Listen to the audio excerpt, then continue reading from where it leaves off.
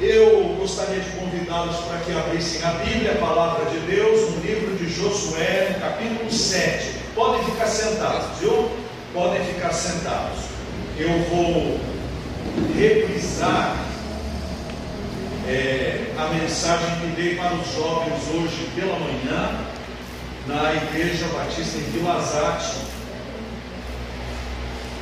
E essa mensagem, ela tem tudo a ver com a nossa vida, com os momentos que vivemos, mas nós vamos precisar voltar no tempo para entender em que contexto que ela foi dita e preparada. Josué, capítulo de número 7. Os primeiros versos dizem o seguinte: prevaricaram os filhos de Israel nas coisas condenadas, porque Acã, filho de Carmi, filho de Zabdi, filho de Zera, da tribo de Judá, tomou das coisas condenadas. A ira do Senhor se acendeu contra os filhos de Israel. Bem, vamos entender o que é que aconteceu. Estamos no meio do povo hebreu que acabou de atravessar o Rio Jordão sob a promessa de conquistar a terra de Canaã. E ali Deus disse que lhes daria toda aquela terra, porque havia condenado os povos que ali viviam, em virtude de sua idolatria, em virtude de sua falta de temor a Deus. Eles adoravam todo tipo de Deus que os irmãos pudessem imaginar, e das formas mais nojentas, asquerosas que se possa ter notícia. Eles tinham um Deus que era colocado debaixo da fogueira, e ele era de bronze, e ele ficava todo quente, todo aceso. Então, para pedir fertilidade nas plantações, as famílias pegavam um bebê recém-nascido e colocavam nos braços desse Deus, e essa criança virava um churrasco viva. Deus abominava esse tipo de prática. Outros faziam com que debaixo das árvores frondosas fossem estabelecidos prostíbulos, e naqueles prostíbulos, diante de imagens, eles então praticavam a indecência e a imoralidade como culto para estas entidades pagãs, para estes demônios. Deus disse: para mim basta. Então deu a terra para o povo de Israel habitar. E agora Israel atravessa o Rio Jordão sob a direção de Josué, porque Moisés já era morto. E Deus diz para que Josué cerque a cidade de Jericó, e ele faça isso por 7 dias, quando os sacerdotes e os soldados rodeariam aquela cidade murada e em silêncio fariam isso. Imaginem a cidade morta de medo, eles desesperados por ver tanta gente. Eram cerca de 2 milhões de pessoas, 2 milhões de pessoas do muro para fora, e os homens rodando a cidade. E então eles em silêncio paravam. No dia seguinte fizeram de novo. Durante 7 dias fizeram isso. E no 7º dia Deus disse para este povo, no 7º dia Deus diz o seguinte para este povo: rodem durante... Obrigado, meu irmão. Eu me sinto aguado, irmão. Obrigado, viu? Agora eu estou aqui. Mas não é água benta não, né? Não é água benta. Tá certo. No 7º dia Deus diz para eles: rodem 7 vezes em volta de Jericó. E eles rodaram 7 vezes. E Deus disse: agora gritem, porque eu estou dando esta cidade para vocês. E no momento em que eles gritaram, Deus agiu dos céus com raios, com relâmpagos, com trovões, e aquela muralha veio abaixo. E o povo então entrou e obedeceu a ordem de Deus, que disse: destruam tudo, arrasem com tudo, que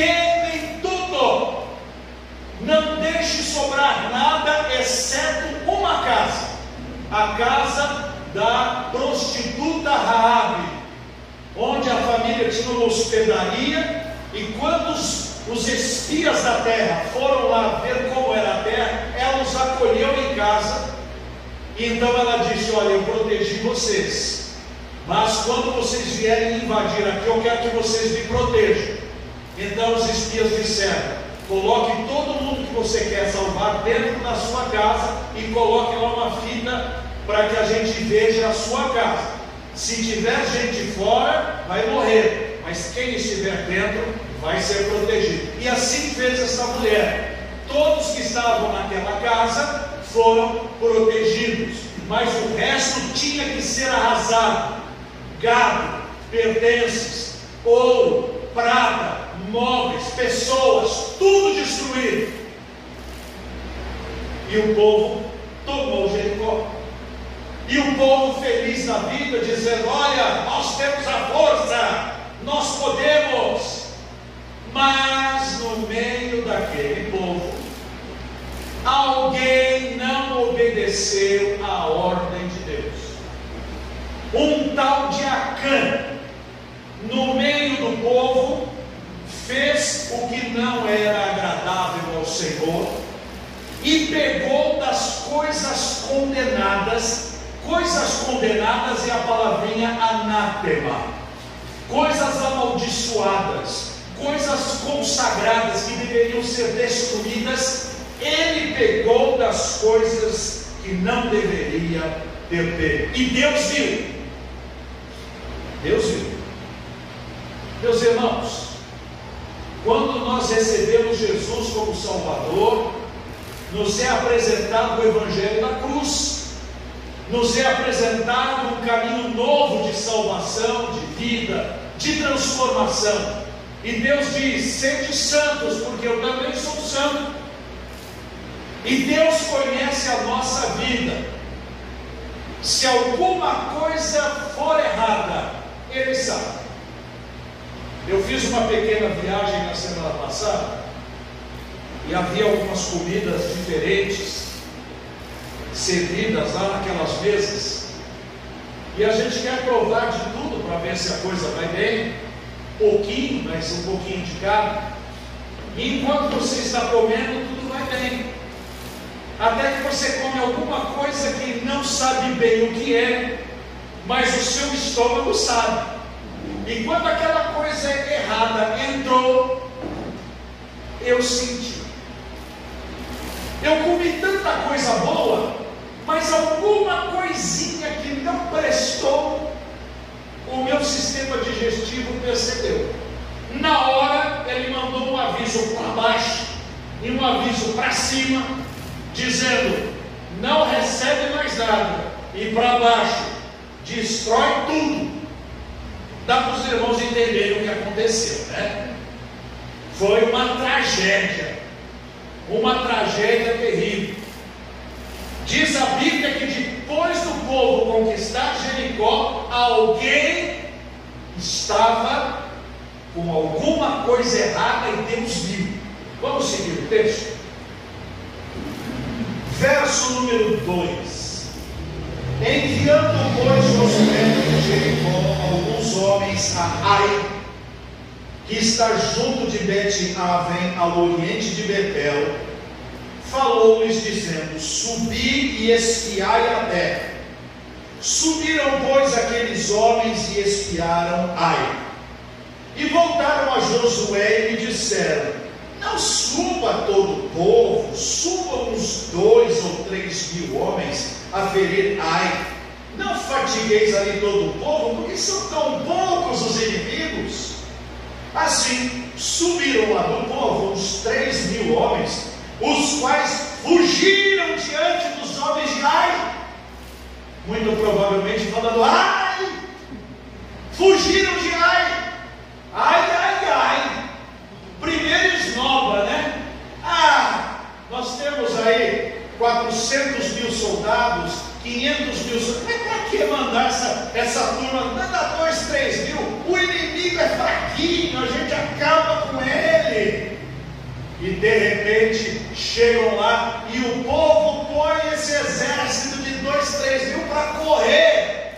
E não só isso, verso 5: os homens de Ai feriram deles uns 36, e aos outros perseguiram desde a porta até as pedreiras, e os derrotaram na descida, e o coração do povo se derreteu e se tornou como água. Claro, eles destruíram Jericó, uma cidade potentíssima daquele tempo antigo. Agora tem uma vilazinha ali, eles foram tentar e a vilazinha colocou eles para correr e matou 36. Agora o que os outros povos das outras cidades vão dizer? Esse exército dos hebreus não está com nada, vamos lá que a gente acaba com eles. E o povo ficou com o coração aguado, porque saiu derrotado diante de um tampinha, saiu correndo diante de um tampinha. Olha lá o que diz o texto, verso de número 6: então Josué rasgou as suas vestes e se prostrou em terra sobre o rosto perante a arca do Senhor até a tarde, ele e os anciãos de Israel, e deitaram pó sobre a cabeça. Ou seja, o povo agora foi buscar a presença de Deus, humilhados, destruídos por dentro, amedrontados, porque atravessaram o Jordão. Agora os outros inimigos vão pegar e vão matá-los, porque se eles correram de uma cidadinha pequenininha com esse nome, Ai, imagina os outros, Ui, imagina a situação. E o que Josué falou para Deus? Veja lá, verso 7: disse Josué: ah, Senhor Deus, por que fizeste este povo passar o Jordão para nos entregares nas mãos dos amorreus, para nos fazerem perecer? Tomara nos contentáramos com ficarmos além do Jordão, porque eles já tinham conquistado algumas cidades na beira do Jordão, eles já tinham conquistado a terra limítrofe chamada Gileade. Então Josué está dizendo para nós: Gileade já estava bom, Senhor, não precisava de mais nada, agora nós estamos numa situação terrível. Por que o Senhor não nos deixou lá? Mais ou menos assim: Deus, por que o Senhor está fazendo isso?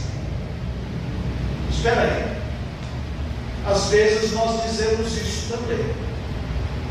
A gente tenta um emprego, não consegue, tenta um curso, não vai para frente, tenta um negócio, vai tudo por água abaixo, tenta administrar a nossa vida financeira, dá tudo errado, tenta corrigir algo na nossa saúde, não conseguimos, parece que nada dá certo, e nós dizemos assim: Senhor, por que o Senhor está fazendo isso comigo? Por que o Senhor está pondo a mão sobre mim? Por que eu estou sofrendo tanto? O que eu te fiz, Senhor? Não estava bom do outro jeito? Agora aí, dei um passo, vou cair. Josué não é diferente de muitos de nós. Na hora do medo você diz: Deus, por que o Senhor fez isso? Olha a resposta agora. No verso 8: ah, Senhor, que direi, pois Israel virou as costas diante dos seus inimigos. Ouvindo isto, os cananeus e todos os moradores da terra nos cercarão e desarraigarão o nosso nome da terra. E então que farás ao teu grande nome? Ah, é bonito, né? Olha, eles vão nos atacar, eles vão nos matar, o que o Senhor vai fazer com o teu nome? Ou seja, Senhor, vai ficar ruim para ti. Não é assim que promete? Diz: não, se você vir para Jesus, você vai ser próspero. Se você vir para Jesus, você vai ser curado. Se você vir para Jesus, você vai ter toda a felicidade do mundo. Quando alguma coisa está errada, você fala: ó, Senhor, não é o que aquele missionário lá costuma dizer: olha, prova a tua palavra, está escrito aqui, se o Senhor não fizer, a culpa é tua. Mas nós fazemos isso também: Senhor, o que vão dizer? Eu sirvo a um Deus que tudo pode, e olha a minha vida como é que está. Vamos ver qual foi a resposta de Deus? Está aqui no verso 10. Então disse o Senhor a Josué: levanta-te, porque estás prostrado assim sobre o rosto. Deus chega para ele e diz assim: para com isso, rapaz. Por que você está aí caído? Por que você está aí deprimido? Por que você está aí suspeitando de que sou eu que estou fazendo isso sobre você? É óbvio que Deus tem tudo sob o seu controle e tem poder sobre todas as coisas, mas nem todas as coisas que nos acontecem são consequência da vontade diretiva de Deus. Muitas vezes são consequência dos nossos atos. E Deus está dizendo: levanta, rapaz, para de ficar choramingando. Por que você está aí prostrado? Não adianta ficar aí prostrado. Sabe o que está acontecendo? Agora Deus vai dizer para ele. Verso de número 11: Israel pecou, violaram a minha aliança, aquilo que eu lhes ordenara, pois tomaram as coisas condenadas e furtaram, dissimularam e até debaixo da sua bagagem o puseram, pelo que os filhos de Israel não puderam resistir aos seus inimigos, viraram as costas diante deles, porquanto Israel se fizera condenado. Já não serei convosco, se não eliminardes do vosso meio a coisa roubada. Deus está dizendo: você está dizendo que sou eu que estou fazendo isso?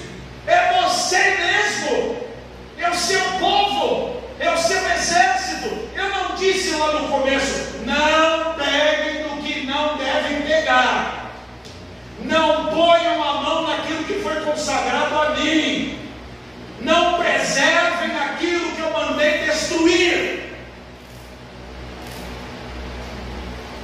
Tem muita gente que vem para Jesus, mas um pezinho no rock and roll continua. Tem muita gente que vem para Jesus, mas um pezinho na pornografia continua.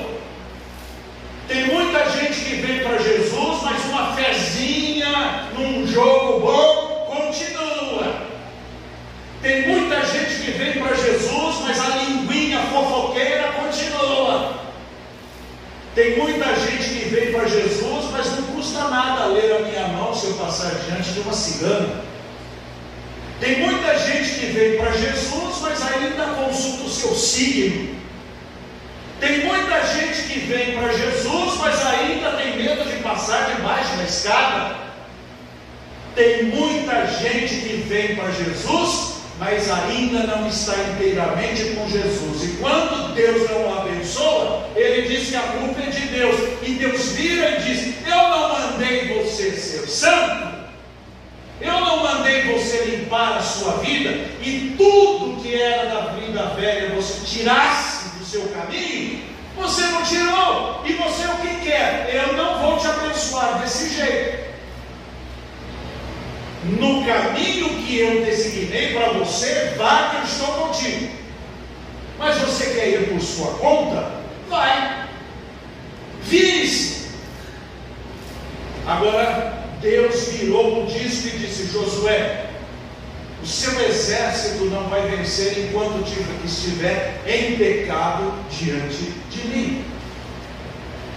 Há muitos de nós que estão levando uma vida cristã rampeira, uma vida cristã sem poder, sem graça, sem Bíblia, sem oração, sem comunhão e sem testemunhar de Cristo, sem evangelização. Estamos esperando as bênçãos de Deus, mas não queremos os compromissos com Deus. Nós queremos a carne, mas não queremos os ossos. Nós queremos as benesses, mas não queremos os compromissos. E Deus diz: não vou abençoar uma vida dessas. Deus diz para Josué: vocês vão perder as guerras, não vou estar com vocês, vocês vão acabar em nada. Só que Deus nunca declara o pecado de alguém e larga do jeito que está. Deus é o caminho. Deus disse: eu tenho uma solução para você, Josué. E a solução não é você ficar aqui se lamentando, deprimido, jogando cinza na sua cabeça, rasgando a roupa, lamentando. Não. A solução tem que ser proativa. E essa solução proativa significa atitudes. Você tem que corrigir o que está errado. E há muitos de nós que queremos vencer na vida, queremos as bênçãos do Senhor, mas não queremos compromisso que nos faça mudar de atitude. Mas é só mudança de atitude que pode transformar-nos. Olha o que Deus falou para ele. Verso 13: dispõe-te, santifica o povo e diz: santificai-vos para amanhã, porque assim diz o Senhor Deus de Israel: há coisas condenadas no vosso meio, ó Israel. Aos vossos inimigos não podereis resistir enquanto não eliminardes do vosso meio as coisas condenadas. Pela manhã, pois, vos chegarei segundo as vossas tribos, e será que a tribo que o Senhor designar por sorte se chegará, segundo as famílias, e a família que o Senhor designar se chegará por casas, e a casa que o Senhor designar se chegará homem por homem. Aquele que for achado com a coisa condenada será queimado, ele e tudo quanto tiver, porquanto violou a aliança do Senhor e fez loucura em Israel. Olha, como é que você vai achar uma pessoa numa multidão de mais de 2 milhões de pessoas? De que jeito? Bom, vamos imaginar quantas tribos tinha em Israel? Quantas eram? Alguém disse que era 13, né? Que era a tribulação também, mas eram só 12 tribos. Então a primeira divisão está feita: 12 grupos gigantescos de gente, 100 mil ali, 120 mil ali, 60 mil ali. Então já está dividido. Como eram essas sortes? Não me pergunte, porque não foi registrado como foram lançadas essas sortes, mas era alguma coisa diante de Deus que se fazia. Então, quando foram fazer isso, era para identificar de qual tribo era. Depois, dentro da tribo, era para identificar de que família era. Era dos Araújo? Era dos Barros? Era dos qual que é o sobrenome do pastor? Cali. Era dos Cali, era dos Souza, era do Silvio. Então, primeiro precisa saber de que família era. E dentro da família era de quem? Da casa do Zezinho, do Pedrinho, do Joãozinho, do Sebastião. Então, quando achasse, dentro daquela casa, dentro daquela família, dentro daquele grupo, iam achar quem era o responsável por deter a bênção de Deus no meio do povo. Deus está dizendo na sua palavra que para mudar o curso de nossa vida, para deixarmos de ter os fracassos que temos, nem toda doença, nem todo desemprego, nem todo fracasso é mão de Deus pesando sobre nós, de forma alguma, mas alguns são. Então, para deixarmos bem claro de que a mão de Deus não estará sobre nós, nós temos que tratar o pecado como pecado.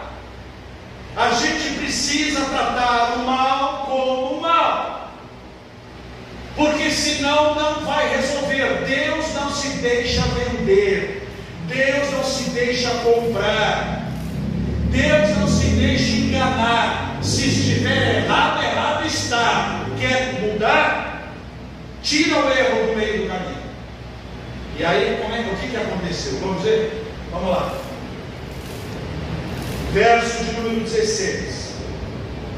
Então Josué se levantou de madrugada e fez chegar a Israel segundo as suas tribos, e caiu a sorte sobre a tribo de Judá. Não era bem sorte, né? Caiu a sorte sobre a tribo de Judá. Bom, você já eliminou 11 tribos dessa confusão. Está em Judá, o problema está lá. Agora vamos lá. Fazendo chegar a tribo de Judá, caiu sobre a família dos Zeraitas. Pronto, já descobrimos qual é o sobrenome do dito cujo. É dos Zeraitas. Fazendo chegar a família dos Zeraitas, homem por homem, caiu sobre Zabdi. Já sabemos quem é o patriarca, os aglomerados familiares, quem que é o grande capitão de um grupo lá, é do Zabdi, o Zabdi. e fazendo chegar a sua casa homem por homem, caiu sobre Acã, filho de Carmi, filho de Zabdi, filho de Zera, da tribo de Judá, ou seja, era um neto do tal do Zabdi. Achamos um problema. Meus irmãos, se nós quisermos identificar os problemas da nossa vida, Deus mostra. Sonda-me, ó Deus, pois vês meu coração. Prova-me, ó Pai, te peço em oração, de todo mal, liberta-me, Senhor, também da transgressão que oculta foi. Se eu pedir, Deus vai sondar o meu coração, vai trazer a minha mente. Você quer saber o que está errado na sua vida? Eu vou te mostrar. Deus mostrou aqui onde estava. Agora vamos ver o que esse rapaz fez de tão grave. Veja que nós estamos tratando de uma cidade destruída, uma Guarulhos. Acabou com Guarulhos, era para queimar tudo, matar tudo. Vamos ver o que esse rapaz fez. Será que ele pegou uns 40 caminhões de ouro? Pegou lá 10 supermercados, tudo que tinha, levou embora? O que ele fez? Deve ser uma coisa muito grande. Vamos ver. Verso 19. Então disse Josué a Acã, filho meu, dá glória ao Senhor Deus de Israel. E a ele rende louvores e declara, agora, o que fizeste? Não me ocultes. Veja que esse rapaz agora vai declarar, não porque ele estava com muita vontade de declarar, porque ele foi descoberto. Então ele não é nenhum coitadinho. Ele foi descoberto, a câmera de Deus viu, e a câmera de Deus identificou. Então ele não é nenhum coitadinho, ele não é nenhum menino não, ele tinha esposa, tinha filho, tinha tudo, era um barbudo. Olha lá.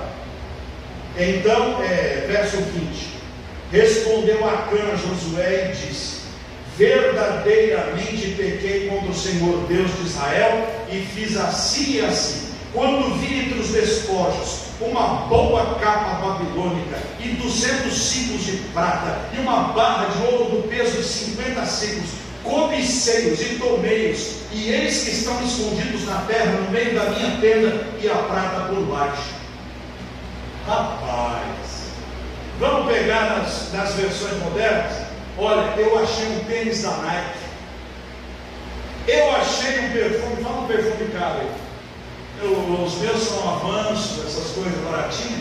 Fala um perfume bem caro. Como? Lilian Essencial, um Chanel número 5, Azarro. Pega esses de 500 reais, 600 reais, 1.000. Tem gente que paga R$1.000 no perfume. Achei uma jaqueta de couro, que é a mais bonita. Ele achou umas coisas pequenas, achou uma barra de ouro, achou umas moedas lá, achou um prato, e enfiou tudo debaixo da barraquinha, pensando assim, é tão pouquinho, ninguém vai perceber, não vai fazer falta. O problema não está na quantidade, o problema está na qualidade. Os meus filhos, como todo pecador, tendem ao pecado, tendem a se tornar mentirosos. E o Josué, para se defender de uma surra, ou para se defender de um puxão de orelhas, ou para se defender de uma bronca, ele então diz, não fui eu. Aí quando a gente aperta o bichinho, tem testemunhas oculares, mais do que 2, conforme diz a Bíblia, e detectam que ele fez mesmo, aí ele faz aquele bico,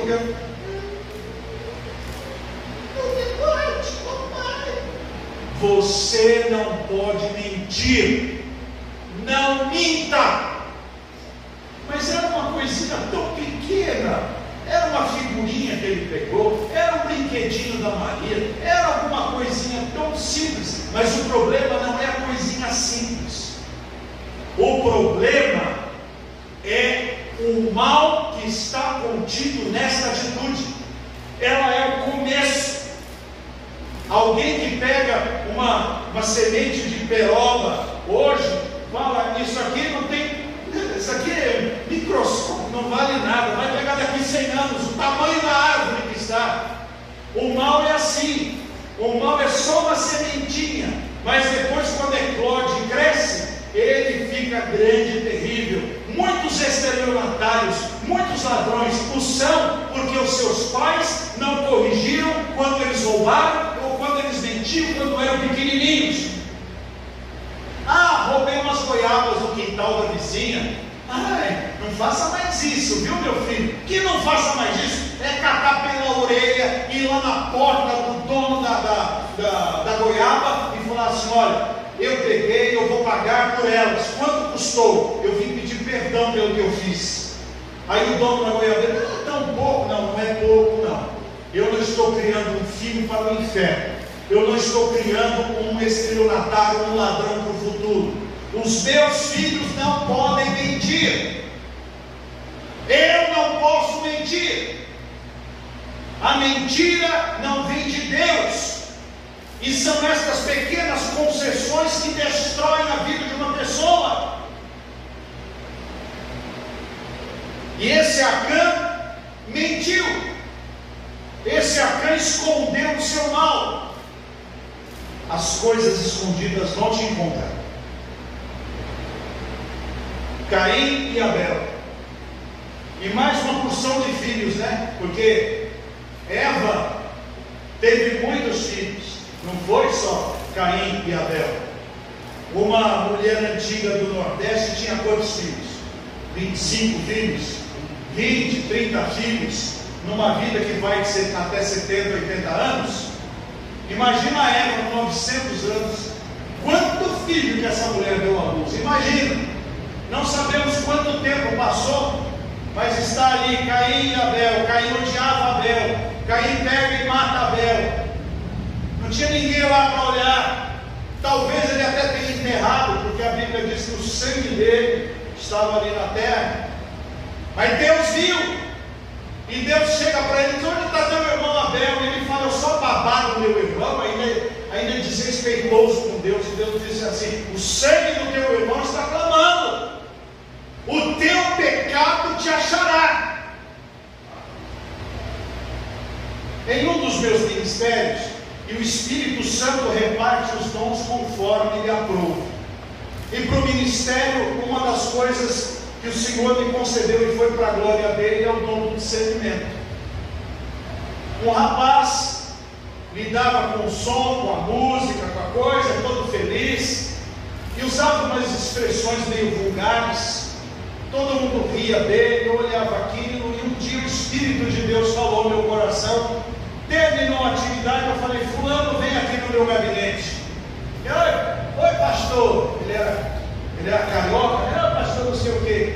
E eu, motivado pelo Espírito Santo, cheguei e disse assim: você está traindo a sua mulher? Ele, que era um moreno, ficou branco. Ele falou: o que, pastor? Eu falei: irmão, estou te perguntando, você está traindo a sua mulher? E ele mudou a violência com que ele me respondeu para um abatimento, e a cabeça abaixou, e ele falou: como o senhor sabe? Eu disse assim: eu não sei, Deus está tocando no meu coração e eu estou lhe perguntando, você está traindo? Estou, pastor. Estou. Esse não foi um caso. Eu posso dizer para os irmãos que eu tenho quase uma dúzia desses casos em 36 anos de ministério. Ele falou: e agora, pastor? Eu falei: agora é o seguinte, você vai chamar a sua mulher e você vai contar para ela: pelo amor de Deus, vai acabar o meu casamento. Eu falei: a consequência. Mas se ela te aceitar de volta, todos os dias beije o pé dessa mulher, porque ela poderia viver sem ninguém e sem você. Mas se ela tiver uma chance, beije o pé dessa mulher. E eu estava lá quando ele contou. Eu vi essa mulher arrebentada, destruída por dentro. E eu perguntei, irmã, a irmã tem que perdoar. Toda vez que a irmã se lembrar do que ele fez, a irmã vai lembrar também que ele perdoou. Mas continuar com ele é uma decisão sua. O que a irmã acha? Depois dos 15 minutos de lágrimas e silêncios e de desespero, ela disse: eu vou dar outra chance. Hoje está esse irmão muito bem com essa mulher, acertou a sua vida, corrigiu os seus caminhos, arrumou trabalho, sustenta a sua casa, porque o pecado de Acã foi identificado, e ele foi lá tratar desse pecado de Acã. Acã aqui está dizendo: olha, eu fiz mesmo tudo isso. Vamos ver o que Deus manda. E ele ainda fala por quê? Verso 21, ou melhor, verso 22. Então Josué enviou mensageiros que foram correndo à tenda, e eis que tudo estava escondido nela, e a prata por baixo. Tomaram, pois, aquelas coisas do meio da tenda e as trouxeram a Josué e a todos os filhos de Israel, e as colocaram perante o Senhor. Está tudo aqui. O problema está resolvido? O problema está resolvido? Sim ou não? Ué, mas já não achou o erro? A coisa que estava ruim aqui no sistema digestivo já não foi por água abaixo? Não resolveu? Não, não resolveu. Porque Deus disse que não poderia. E quem porventura fizesse isso ia ser anátema, ia ser também queimado como as coisas deveriam ter sido queimadas. Olha o que Deus fez. Verso de número 24. Então Josué e todo Israel com ele tomaram a Acã, filho de Zera, e a prata, e a capa, e a barra de ouro, e seus filhos, e suas filhas, seus bois, seus jumentos, suas ovelhas, sua tenda, e tudo quanto tinha, e levaram-nos ao vale de Acor. Disse Josué: porque nos conturbaste, o Senhor hoje te conturbará. E todo Israel o apedrejou, e depois de apedrejá-los, queimou-os. Veja que o pecado de Acã não custou caro só para ele. A sua mulher pagou, os seus filhos pagaram, o seu patrimônio também, e aqueles 36 que morreram por causa do pecado também pagaram. Ou seja, os meus erros têm consequências na vida dos outros. Uma pessoa bêbada na estrada, bambeando e bambeando, joga o carro em cima de um ônibus, morre ele, morre 15 do ônibus, pela culpa dele. O mundo jaz no maligno, diz a palavra de Deus, mas o crente no Senhor Jesus tem que tirar o pecado da sua vida, porque muitas vezes ele pensa: isso só afeta a mim, não afeta mais ninguém. Uma vez uma menininha, o pai foi tomar banho, e a menininha pegou o zap do pai. Homem crente, líder na igreja, a mãe estava fazendo café, e a menininha abriu o zap, a menininha vai mexendo em tudo, pega um zap lá à toa e aperta o botão e escuta lá: oi amor, você já enganou a sua esposa aí, você vai ver hoje? A mãe falou: o que é isso, minha filha? Deixa eu ver. Aí a mãe descobre coisas terríveis a respeito deste cidadão. Quando ele sai do banho, a esposa vermelha diz: você pode me explicar o que é isso? Ele tentou mentir de todas as maneiras, mas não teve alternativa. Ele acabou com a família dele, com a graça de ter um pai e uma mãe vivendo juntos. Acabou com a sua igreja, porque o escândalo que ele levantou ali na sua igreja destruiu metade dela, porque metade ficou do lado dele, metade ficou do lado dela, e ali estavam as consequências do pecado. Meus irmãos, Cuidado com os seus erros e cuidado com os seus pecados, porque os seus pecados terão consequências sérias na vida de todas as outras pessoas. Mas, se nós não tivéssemos um Salvador, o que precisaria acontecer com um crente que vive em pecado? À luz de Acã, o que precisaria acontecer? Pode falar mais alto. Ser morto. Ser morto. A alma que pecar, essa morrerá. Mas aleluia, bendito seja Deus, que Deus mandou o seu Filho Jesus Cristo para Ele ser o nosso Salvador. É como se quando Acã fosse apedrejado, Jesus entrasse no caminho e dissesse assim: eu vou ser apedrejado e queimado no lugar dele. Então Jesus seria morto no lugar de Acã. Deus nos mandou o seu Filho ao mundo para morrer por causa dos nossos pecados. Por isso, meu irmão, analisa a sua vida. O que é que você está fazendo que está escondido? São conversas indecentes? São compras que não deveriam ser feitas? São relacionamentos duvidosos que você tem? São vídeos que não deveriam ser assistidos? São filmes que estão corrompendo a sua vida? Há muito brinquedinho de PlayStation e essa porcariada toda que está corrompendo a cabeça da criançada, com violência, com pecado, com ocultismo. É hora de nós arrancarmos o pecado de Acã da nossa história e da nossa vida, porque nós temos um Redentor, e buscarmos a presença de Deus e dizer: Deus, tira todo o pecado da minha vida. Eu te agradeço porque Cristo morreu na cruz para pagar o preço do meu pecado, porque Deus não mudou. O mesmo Deus do Velho Testamento é o Deus de hoje, mas o que mudou foi o tempo em que as coisas acontecem. Agora nós temos um vivo caminho para a nossa salvação, é Jesus Cristo, aleluia. Por isso, deixe Deus tirar os pecados da sua vida. Que Deus nos abençoe. Amém.